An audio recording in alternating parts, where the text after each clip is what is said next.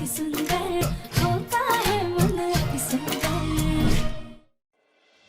ये लीजिए रजनी जी, रामनवमी पूजा का पूरा सामान। हाँ लेकिन अब बाद में ये मत कहिएगा कि आप ये भूल गए वो भूल गए। हाँ लेकिन अब सारे फल देख कर लाए हैं ना, पिछली बार आधे फल खराब निकले थे। देख रहे हैं वासु भैया, कितनों भी मेहनत कर लो लेकिन इनकी शिकायत पक्की है। अरे जीजा जी, ये शिकायत तो उम्र भर रहेगी। देख लीजिएगा सब सामान। सब तो त्योहार में मजे करते हैं, लेकिन काम करते करते मेरी कमर टूट जाती है। क्या भाई एकता, ये घर के सारे कामों का ठेका क्या तुम ही नहीं ले रखा है? वो कहाँ है? महारानी जी, राधिया। माँ, दादी, पापा जी, हमें आप सबसे कुछ जरूरी बात करनी है। इतनी घबराई हुई क्यों हो? क्या बात करनी है? माँ, वो हमें किसी का घिनौना सच आप सबके सामने लाना है। आप सबको कुछ दिखाना चाहते हैं। किसका सच? निहारिका का सच।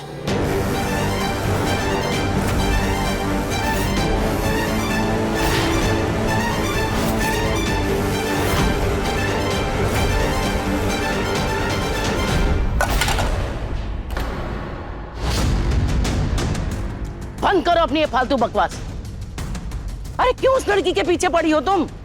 अभी तुम्हारे दिए हुए जख्मों के दर्द से उभरे नहीं है कि फिर से भी नया नाटक।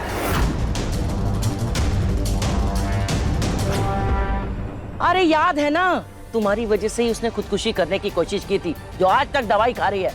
अब कौन सा नया इल्जाम लगाने आ गई हो?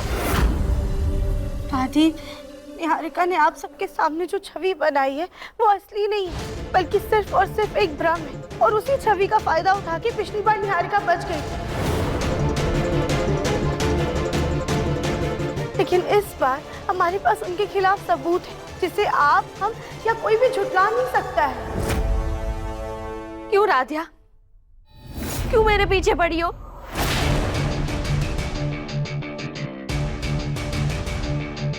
आखिर चाहती क्या हो तुम मुझसे? मैं जरा सा खुश होती हूँ, बेटर फील करती हूँ, तो तुम एक नया झूठा इल्जाम लगा देती हो मुझ पे और वापस मुझे डिप्रेशन में धकेल देती हो। अरे रजनी आंटी को हार्म करने का इल्जाम कम था कि अब तुम एक नया इल्जाम लगाने आ गई मुझ पे। क्यों बार बार शर्मिंदा होकर घर छोड़ने से अच्छा है कि मैं ऐसे ही घर छोड़ देती हूँ, चली जाती हूँ इस घर से। बस करो निहारिका, बंद करो अपना ये नाटक।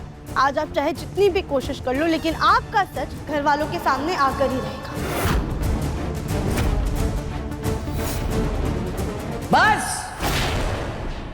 बहुत हो गई तुम्हारी बकबक। अब ये बताओ कि निहारिका के खिलाफ तुम्हारे पास क्या सबूत है? दादी, आपको इस राधिया की बात पे यकीन है? अरे रामनवमी की सारी तैयारी छोड़कर, घर के सारे कामकाज छोड़ करके ये कौन सा सर्कस लगा रही है और क्या करतब दिखाने वाली, जरा हम भी तो देखें।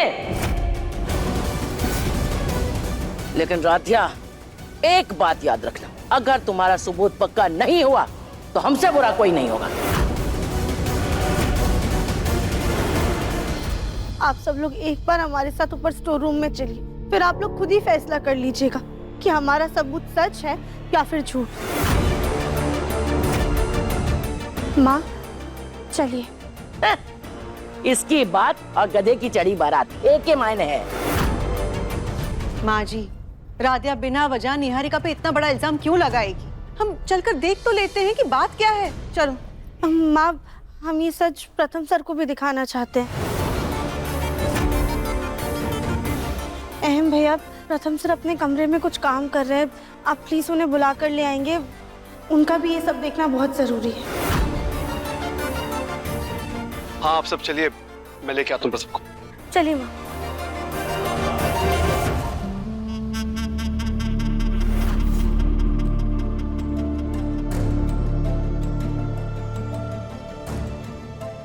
माँ, पापा जी, दादी, इस अलमारी में ही वो चीज है जिसका इस्तेमाल करके निहारिका ने हमारे मन में शक डाला, जिसकी वजह से प्रथम सर पे हमारा विश्वास डगमगा गया था।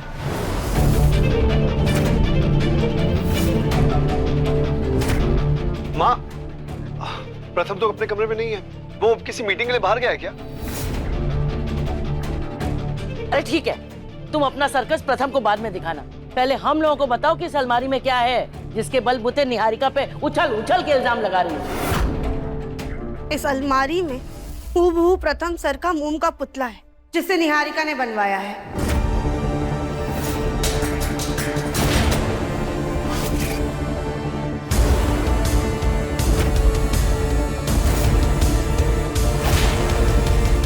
इस पुतले का इस्तेमाल करके ही निहारिका ने हमारे मन में वहम डाला कि प्रथम सर की नजरों में हमारे रिश्ते के कोई मायने नहीं है और वो हमसे झूठ बोलकर छुपकर निहारिका के साथ अकेले समय बिता रही है।